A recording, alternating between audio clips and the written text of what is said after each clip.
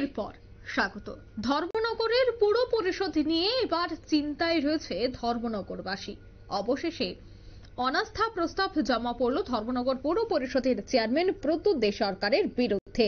বুধবার পুর পরিষদের 25 জন কাউন্সিলরের মধ্যে 21 জন কাউন্সিলরের স্বাক্ষর সম্বলিত অনাস্থা প্রস্তাব ধর্মনগর পুর পরিষদের চিফ এক্সিকিউটিভ অফিসার শ্যামজয় জমাতিয়ার কাছে জমা পড়ল।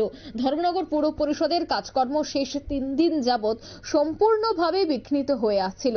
বুধবার বিকেলে 21 জনের স্বাক্ষর সম্মিলিত অনাস্থা প্রস্তাব জমা পড়ার পর প্রশাসনিক দিক দিয়ে চেয়ারম্যানের আর কোনো দায়িত্ব থাকলো না।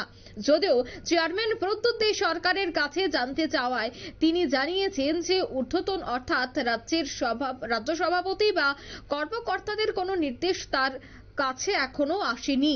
প্রদেশ বিজেপি থেকে যা নির্দেশ দেওয়া হবে তাই চেয়ারপারসন মান্য করবেন বলে জানাচ্ছেন। ঠিক এই পুরো ঘটনায় কি উঠে আসছে প্রথমে শোনাচ্ছি। গতকালকে আমরা সাদা কাগজে 21 জন মেম্বারের সই করা ওনারা সবাই এসে আমাদের কাছে আমার কাছে জমা দিয়েছেন। আমি মেম্বার যারা আছেন যারা সিগনেচার করছেন এক্সিস্টিং কাউন্সিলর নগরের মেম্বার মানে কাউন্সিলর কাউন্সিলরের সিগনেচার করা আছে। এটা সাইন করা কাগজ ওনারা আমার চেম্বারে আইয়ে দেবেন। কতজন সদস্য ছিল স্যার? সাইন করা ওইখানে 21 জন।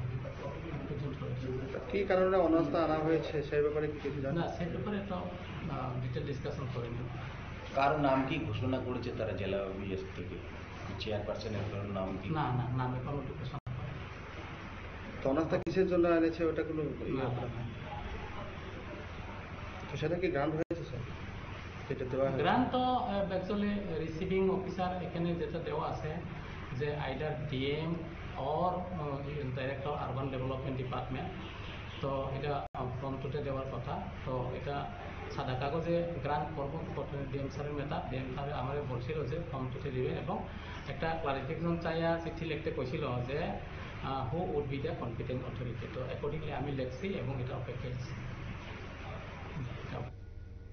আপনারা শুনলেন ওনার বক্তব্য। ধর্মনগর পুর পরিষদ নিয়ে কিন্তু অনেকটাই চিন্তায় রয়েছে ধর্মনগরবাসী। এখন ধর্মনগর পুর পরিষদের কার্যালয়ে কাজকর্ম স্বাভাবিক চললেও চেয়ারপারসন প্রত্যুৎ দে সরকারের কক্ষ বন্ধ রাখা হয়েছে। এখন দেখার বিষয় এই অনাস্থা প্রস্তাব কতটা কার্যকর হয়। এই মুহূর্তের সংবাদ এ পর্যন্তই। আমাদের পরবর্তী নিউজ এবং আপডেট দেখার জন্য অবশ্যই চোখ রাখবেন শুধুমাত্র নিউজ ভ্যানগার্ডের পর্দায়। খবরের ভাষায় মানুষের প্রতিবাদ, মানুষের ভাষায় নিউজ ভ্যানগার্ড। ধন্যবাদ।